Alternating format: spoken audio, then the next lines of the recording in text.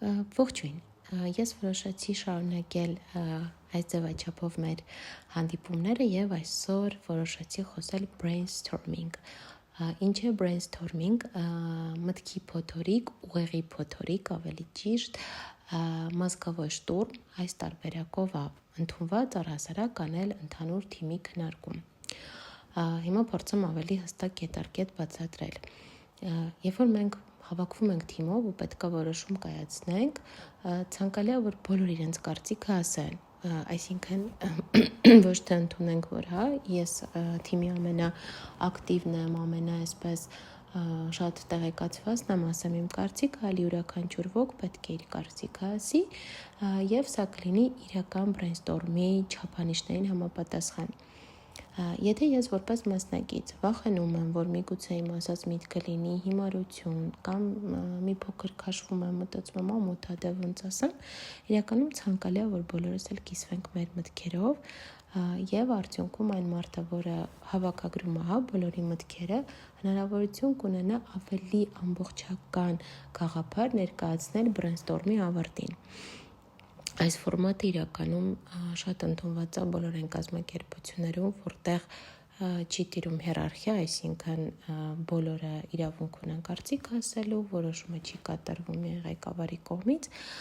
եւ այս դեպքում brainstorming-ները կրում են հաճախակի բնույթ, այսինքն հնարավոր է անել ամեն շաբաթ, հնարավոր է անել ամսվա կտրվածքով, կարևորում են, որպեսզի բոլորը ունենան հնարավորություն ասելու իրենց կարծիքը այս կամ այն հարցի շուրջ։ Այստեղ ավելացնեմ, օրինակ, թիմում որոշել եք մի նորություն ավելացնել եւ ուզում եք բոլորի կարծիքը լսել։ Շատ հետաքրքիր է, երբ որ մենք անենք brainstorm-ի շրջանակներում։ Առցանց տարբերակով մի շարք պլատֆորմաներ կան, որտեղ դա կարող է կիրառել, ավելի մանրամասն հետագայում եւս կպատմեմ, ոչ առցանց տարբերակով հնարավոր է թղթի ստիկերների վրա բոլորը ասեն իրենց կարծիքը կամ բոլորը բարձրացնեն եւ այն անձը, որը, այսպես ասած, ղեկավարում է այդ brainstorming-ը, ինքը հնարավորություն կունենա բոլորի կարծիքները հավաքագրել եւ վերջնական ասենք, այս նոր որոշման հետ կապված 5 մասնակից տվել են դրական, 3-ը բացասական, 2-ը առաջարկել են նոր կարծիք, այսինքն բոլորը տվել են կարծիք։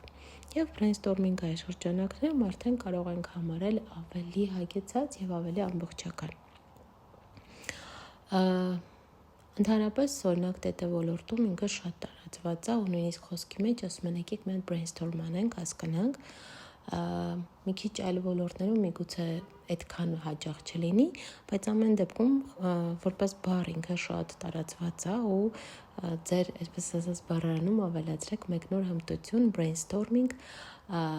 ուղեղի փոթորիկ կամ մազկավոր շտուրմ։ Եթե ծանոթ եք brainstorm-ին, տեխնիկային կարա կոմենտ բաժնում կիսվել ձեր կարծիքով եւ նաեւ խնդրում եմ նշեք ինչ թեմաներից փափուկ հմտությունների հետ կապված կցանկանաք ավելի մանրամասն իմանալ։ Եթե ձայնագրությունը այդքան հաջող չի հայցնում ձեր ներողամտությունը, քանի որ սա կատարվել է հեռախոսով տան պայմաններում, հետագայում նաև արդեն կլինեն ավելի պրոֆեսիոնալ ձայնագրություններ։ Շնորհակալ եմ, որ մնում եք էջում, հետևեք էջին, YouTube channel-ին,